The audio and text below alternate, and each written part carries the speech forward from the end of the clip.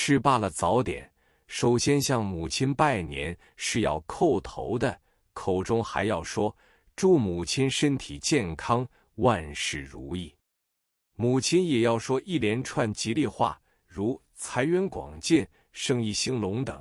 接着我就赶到四府那边去拜年，四府见了我，又说了一套好口彩。临走时，他轻轻地对我说，我初3就要动身到蚌埠，就任蚌埠税关督办，因为那边地方很苦，我去年再三考虑去与不去，现在我才决定去。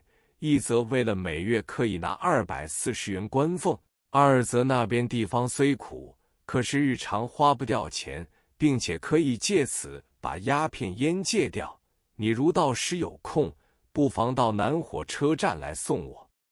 我连声说好，并对四府说，我觉得为了240元新给，千里迢迢到蚌埠似乎不值得。四府说，200余元是一个大数目，老年人失去这个机会，再也找不到更好的事了。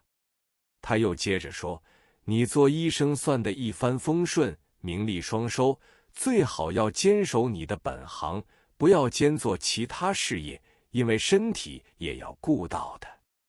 我唯唯称是。我辞别了四府，再到其他各处去，手上拿了一张红纸，写明叔伯辈几人，姨丈几人，岳家几人，老亲戚几家，师友们几家，安排好路线，寻次登门拜年。在4天之内走遍各处，最大的一笔支出就是佣仆和小孩子们的红包。那时每一个小孩的红包，不论远亲近戚，一律给小羊4角，佣仆给小羊2角。几天总结，倒也花了不少。在几天拜年的过程中，还有一笔支出，就是沿路的乞丐都要给铜元1枚，如果不给，怕他们口出恶言，认为是不吉利的。我有一个感觉，开口都要带着吉利的字句，事事小心，步步留神。这虽近乎迷信，倒也含有一种人生哲学，教自己做事要小心谨慎，出言要博得人家的欢心，在1年开始就要修养这种功夫。所以在新年中，即使小孩子不慎打碎了一个茶杯或碟子，都要面无愠色，口中还要说长命百岁或岁岁平安。所谓岁，与岁同音，口彩还是很好听的。这与古人玉杯坠地，面不改容，同样是一种心理修养。爱丽园中，新年景象到各处去拜年，是新年中一件最辛苦的事。通常一个中年人，亲友多的话，要从年初1拜到正月半。我为了初5要开诊，所以不得不在4天之中拜遍所有亲友。初4我预定要到租界上去拜年，拜的都是几位老师，所以还要预备许多礼物。我的岳父说，你初4到租界去拜年，可不可以带阿红到哈同花园，又名爱丽园，是上海最大的4家花园去。阿红是我们的近亲，她年纪小，独自到仪场上去，我不放心。我说，这倒很好，我也可以顺便到哈同花园里去看看。哈同花园大得很，面临静安4路，左面是哈同路、今同仁路，后面是福煦路、今延安中路，又接沧州饭店和许多铺面。这个花园平时不开放，只有一次水灾赈济会，一连开放了几天。上海有许多平素不得其门而入的人，都争先恐后的买了票进去一看。这个花园十足是故都颐和园雏形的园林景色。哈同花园主人哈同夫妇斥资办了男女2间学校，男校称作苍圣明治大学，女校称作苍圣明治女校。2间学校的校舍都很大，男校有1000多学生，女校有500-600人。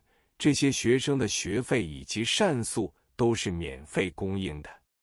按那时节一般小学是4年制，学费每学期为2元至6元。中学没有初中、高中之分，也是4年制，学费是每学期16元至36元。大学年数不定，学费最低是40元，最高的是圣约翰大学，学费高达150元。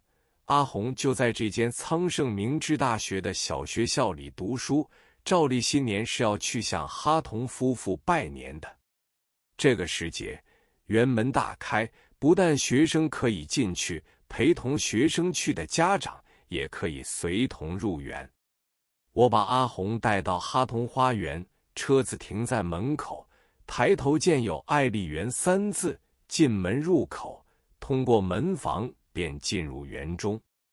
正中是花园的通道，由通道而深入，左面是哈同自己的住处和广仓学会，普通人是不准入内的。右边首先见到的是海棠厅，是爱丽园账房所在地。再深入里面就是苍圣明治大学，校门口有一座桥，过桥经长廊才能进入校中。这间学校名虽是大学，但包括小学、中学在一起。哈同夫妇办这2间学校，着实花了不少钱。2间学校的教师师资都很高，教中文的有探花榜眼，如玉长林、郑元等，其他有国画教师妙谷英等，洋画教师有徐悲鸿。仅一个短时期，后来便去了法国。英文教师是一位印度学者。我走进这间学校一看，地方大得很，除了课室、宿舍、运动场之外，还有一个大讲堂。这一天，所有学生都穿了新衣，聚集在讲堂中，等候给院长哈同、院长夫人罗嘉玲、校长姬觉弥拜年，一声招呼，大家排队直趋简寿堂。这个堂很大，布置得像个宫殿模样。一到那边，只见哈同夫人穿了高贵的西服，坐在正中一张红木雕龙披有兽皮的椅子上，两旁一面是哈同，一面是姬觉弥，下面排了许多仆团，学生分批对着他们3人做3跪9叩首礼。我看了这项仪式，就想到哈同夫人竟然模仿西太后，过一下文武百官早朝里的瘾，大有关起门来做皇帝的意图。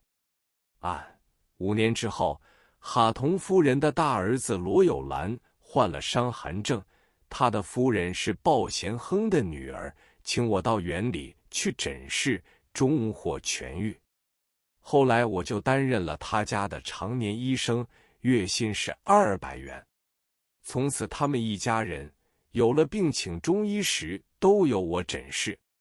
哈同夫人是浦东人，一向崇尚中医中药。临终之前，我还替他诊视，他的病因不过是吃了4个青泥团子，绝无致命之理。但是有大部分人早就闹着分家争产，替他另外请了一个奥级的西医，打了1针，就与世长辞了。在阿红拜过年之后，他就带领我游览全园。